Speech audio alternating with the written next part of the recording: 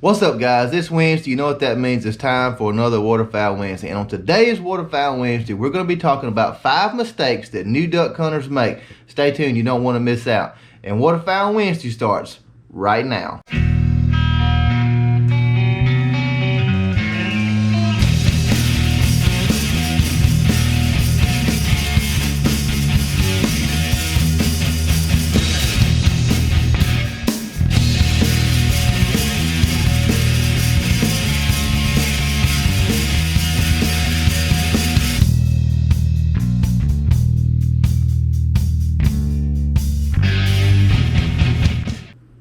What's up, guys, and welcome back to another Waterfowl Wednesday. And like I said, today we're going to be talking about 5 mistakes that new duck hunters make, as well as veteran duck hunters.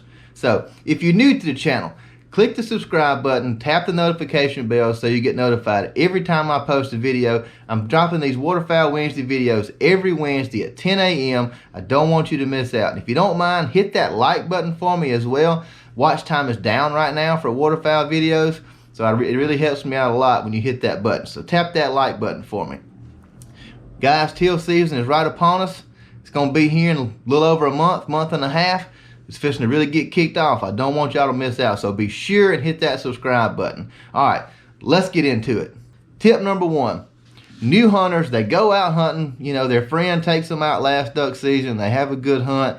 Well, the next year they decide that they're gonna do their own thing. They're gonna hunt with their buddy or their son or whoever it may be. And the first thing they want to do is, oh yeah, well, you know, we went over here to such and such marsh, and man, we had a good hunt that day. We're gonna go over there. Well, then they get there, and 20 minutes after they're getting there set up, their buddy who took them there last year shows up. Guys, don't do that. That just creates conflict. You may lose some friends over it. You know, duck hunters can be brutal folks. So get out there, put in the time, do the work, do the scouting, find your own ducks.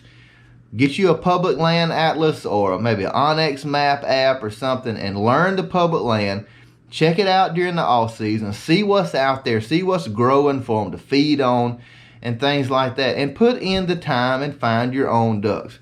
It'll make you a better hunter, and it'll give you better results and a better sense of pride in the field. If you go out there, you found those ducks and you killed them, that's way better than just knowing, oh, I can go over here where old Bobby Joe took me last year and we killed a 3-man limit of mallards. Well, man, that's awesome. But he put in the work, he put in the time, and he found those ducks. And you should do the same. Like I said, you'll have a way better sense of pride about yourself if you do the work and find the ducks and go kill them yourself. So find your own hole. Don't be taking somebody else's hole. It just creates trouble. Number 2, too quick to move the decoys versus not paying attention to concealment. We've all been there. This really applies to veteran hunters as well as a new hunter. You know, you're set up in the morning and the first group of ducks comes in. The first thing they do is they turn and flare. Well, and the first thing everybody wants to do is run out there and move the decoys or pull the mojo. Don't be so quick to move those decoys. The decoys, 90% of the time, are probably not your problem. The ducks are seeing you, most likely. Get out of the blind, walk back out there in the water, turn around and look back at your blind or your hide, whatever you're sitting in, and pay very good attention to what you see. Because the bird, the duck, he's got the best seat in the house, boys. He's up here, he's got a bird's eye view looking down. Chances are, he's seeing you. So pay way more attention to your blind and your concealment and your brush than your decoys. Now, if you make all those adjustments and you're covered up so bad to the point you got to shoot your way out of it and the ducks are still flaring, well, they're seeing something they don't like. Then you might want to address your decoys, pull your mojo, maybe add a jerk cord, get some motion on the water. Then I would do that. But I would definitely check the blind and your brush first before I started moving all my decoys around.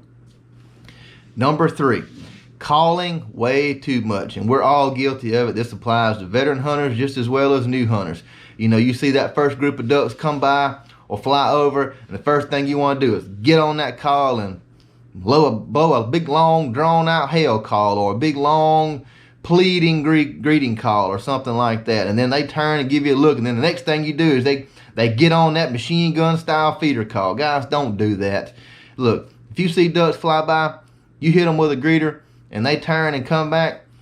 If you just have to blow a call, pick up a Drake whistle. Hit that metal Drake whistle. That's subtle, it's soft, it's not very loud, and it's way more comforting to them than just somebody down there just getting down on a duck call, quacking like crazy, or a machine gun style feed call or something like that. Just don't call so much.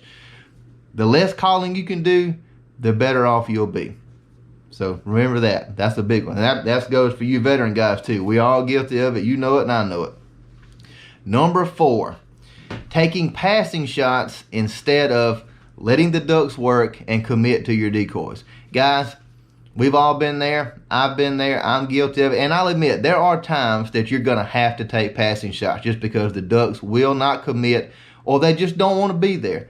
And if you're presented a shot, then hey, take it. If that's all you got, take it. But know your limits. You don't want to shoot over 40 yards. And if you're going to shoot out to 40 yards, you need to know your pattern on your gun, your load. You need to be confident in that shot. We don't want to cripple no birds. Nobody likes to lose one. But if you'll just be a little patient, let the ducks work and come into your spread in that 15, 20, 25 yard range, you'll get ethical kill shots. Your cripple ratio will go way down and you'll kill more birds versus passing shots. And you'll save shells. So don't take passing shots unless that's all you have. And definitely shy away from sky busting. Guys, you're shooting a shotgun.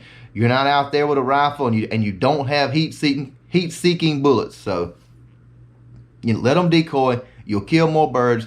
You won't use as many shells. Won't have little to no cripples, and you'll have better results in the field. Number 5.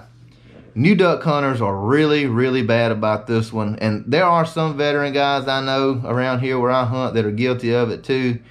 But man, setting up too close is a big, big problem on public land. Guys, you know, if you're coming into a marsh and you see some guys flashing their light at you, that they're telling you, hey man, we're over here. That's great. You want to know that. But don't set up too close. I have a rule of thumb that I go by. If I can see your lights, I'm too close. I don't want to see you. When I set up, I don't want to be able to see you at all. Because you're going to be trying to work the same birds if that happens to you. And they're either one, going to mess you up, or two, you're going to mess them up. Guys, be considerate of others when you're out there in the field. You know, if you're walking into a marsh or pulling in there with your boat and you see those guys' lights, turn and go to the other side or go to your plan B hole. You'll have a better hunt. You won't be aggravated. You might be upset because you got beat to a hole, but hey, that's your fault. It's not theirs. So, guys, just do that. That is so critical in duck hunting. We're all out there to kill ducks, and we all want to have a good hunt. And nobody can have a good hunt if everybody's sitting on top of each other.